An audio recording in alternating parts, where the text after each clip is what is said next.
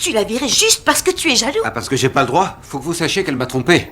Oh Bob, vous battez votre femme, vous êtes très mal placé pour jouer les Je vous offusqués. interdis de lui parler comme ça. Un mot de plus, Lisa, et je vous jure que je vous en colle une bonne, moi aussi. Des milliers d'avocats bedonnants et chauves, et il faut qu'elle en trouve un gaulé comme un mannequin pour sous-vêtements. Carlos pense que Gabi a délibérément choisi un bel avocat pour le défendre. Elle avait tout prévu depuis le début. Elle veut abandonner son mari en prison pour s'enfuir avec un autre homme. Et il pense ça parce que, la première fois que Carlos rencontre David, l'avocat engagé par Gabi, il soupçonne immédiatement qu'il y a quelque chose entre sa femme et l'avocat. Il demande à Gabi de changer d'avocat. Mais David est un avocat renommé. Alors elle décide de le garder. Mais ce qu'elle n'avait pas prévu, c'est que lors de leur prochaine rencontre, David dit directement à Carlos ce qu'il pense. Vous voulez savoir si ça me brancherait de coucher avec votre femme? La réponse est oui.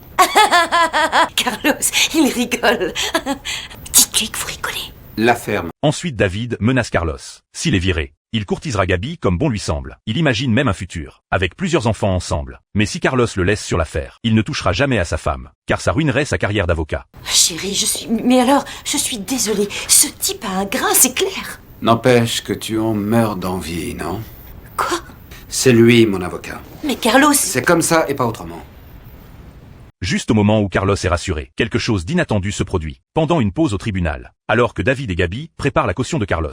Un homme surgit de nulle part. Furieux, il ordonne à David de s'éloigner de sa femme. David finit blessé. Seul Gabi vient le voir à l'hôpital. Il est profondément touché, parce qu'en tant qu'avocat, peu de gens se soucient vraiment de lui. Cher David, qui aurait cru que vous pouviez saigner sincèrement vos collègues stupéfaites.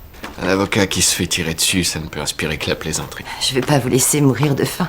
Cela fait naître des sentiments chez David. Il tombe amoureux de Gabi. Alors, quand vient le procès de Carlos, et qu'il a besoin d'un avocat pour le défendre, David annonce sa démission. Il abandonne l'affaire. De retour en prison, Carlos, en apprenant que l'avocat est blessé, pense que c'est un complot de sa femme et David. Ils ne veulent pas qu'ils sortent, pour pouvoir être ensemble. D'accord, couche avec lui. Tu crois que David et moi, on a tout manigancé pour coucher ensemble?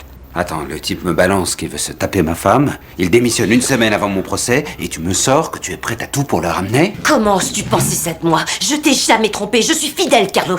Si, depuis que t'es ici. Ça va. Je préfère crever ici. Tu veux que je te dise, une autre femme t'aurait laissé moisir ici, mais pas moi. Non, je ne te donnerai pas cette satisfaction. Alors tu peux commencer à remballer tes lames, tes couteaux et tous les instruments que tu fabriques ici, parce que tu vas rentrer avec moi. J'ai pas de couteau. Furieuse, Gabi invite David chez elle. Elle le séduit délibérément. Puis aussitôt, elle arrache son masque. Non, vous venez d'accepter une aventure, une histoire sans lendemain. On fait ça avec une femme qu'on aime?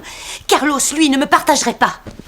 Il risque 8 ans de prison seulement parce que l'idée de me partager le rend des foudrages. C'est ça, l'amour.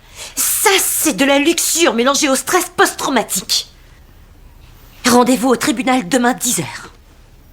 Ne soyez pas en retard, sinon vous serez radié du barreau pour harcèlement sexuel.